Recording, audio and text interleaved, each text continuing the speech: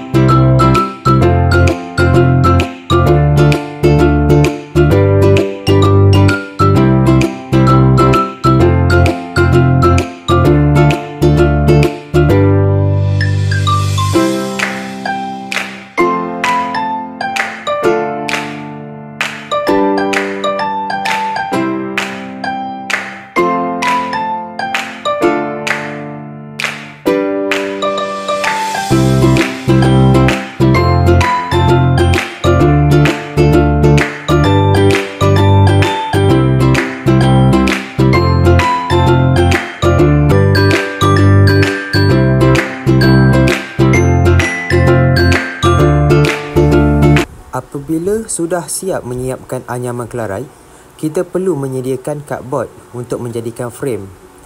Untuk membuat cardboard, kita perlu membuat garisan berukuran 1 inci dari kiri kanan, atas dan bawah dan potongkannya mengikut frame.